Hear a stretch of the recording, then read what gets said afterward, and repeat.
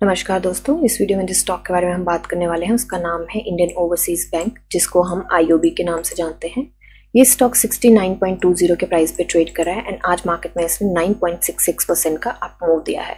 Market cap हो गई है इसकी 1,30,961 करोड़ की। प्रमोटर होल्डिंग 96.40 है। बुक वैल्यू इसकी 13.40 है। डिविडेंड की स्टॉक देता नहीं है। फेस वैल्यू 10 है। सो बेसिकली इसकी फंडामेंटल वीडियो मैं ऑलरेडी बना चुकी हूँ, प्लेलिस्ट में ऐड कर दूंगी आपके लिए, आप देख सकते हैं। अभी के लिए शॉर्ट में बात करें तो ये 50 and 200 EMA से ऊपर ट्रेड कर रहा है। PE रेशियो मीडियन से थोड़ी सी ऊपर है, थोड़ा सा कॉन्शियस रहने की जरूरत है। ग्रॉस प्रॉफिट मार्जिन बिल्कुल इंटैक्ट है and sales quarter on quarter increase हो रही है, जो कि एक अच्छी बात है। अभी आगे हम इसके चार्ट पे एंड लास्ट जो हमने एनालिसिस की थी उसमें हमने ये देखा था कि ये RSI यहाँ पे काफ़ी स्ट्रॉन्ग सपोर्ट बना चुकी है एंड उसके बाद हो सकता है कि रिवर्सल दे, क्योंकि ये भी इस टाइम पे स्टॉक पे अपने स्ट्रॉन्ग सपोर्ट पे खड़ा है। इससे नीचे कितना भी दबाव आए जान नहीं रहा है, ठीक है। तो हमने ये जरूर बात करी कि थोड़ा सा कॉन्शियस रहने की जरूरत है, क्योंकि यहाँ पे वॉल्यूम बिल्कुल ड्राई हो गया है, पर आपको पता है कि जब मूव देता है तो बहुत अच्छे मूव दे जाता है, एकदम से स्पाइक अप कर जाता है वॉल्यूम।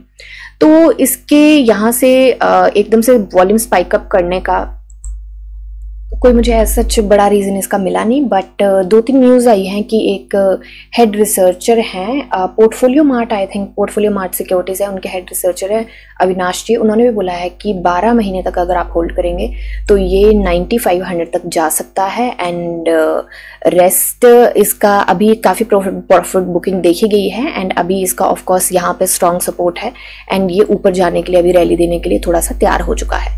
सो इसको लेके 1-2 न्यूज़ और भी आई है कि इसके इंडियन ओवरसीज बैंक के कुछ एम्प्लॉय थे जिन्होंने कुछ मनी लॉन्ड्रिंग के केस में उनके ऊपर कार्रवाई हुई है, ED ने उनके ऊपर कार्रवाई करी है एंड एवरीथिंग। तो मुझे लगता नहीं है वैसे उस चीज़ का, क्योंकि वो फॉर्मर एम्प्लॉय हैं, तो मुझे लगता नहीं उस चीज़ का कोई इतना खास फर्क पड़ेगा। तो वॉल्यूम को ध्यान में रख के अगर देखा जाए तो मुझे लगता है कि ये कल फिर से एक रैली देने को, छोटी सी रैली मुझे लगता है दे सकता है, बड़ी भी रैली दे सकता है। तो एंट्री के पॉइंट से पहले हम चलें तो यहाँ पे बात करेंगे यहाँ पे चलेंगे हम BSE पे। तो BSE पे इसका प्राइस बैंड 10% का है एंड न्यूज़ ऐसा कोई है नहीं जो इसके प्राइस के अप या डाउन मूव में किसी तरीके का फर्क डालेगी। जो न्यूज़ थी मैंने आपको बता दी कि एनालिस्ट हैं, उन्होंने बोला, हेड रिसर्चर हैं, उन्होंने बोला है कि 12 महीने या 15 महीने तक ये 100 के आसपास ट्रेड करता हुआ दिखेगा। मतलब 95 के टारगेट उन्होंने बोला है कि 95 तक ये जा सकता है। सो वो हो गया लॉन्ग टर्म होल्डिंग का ये।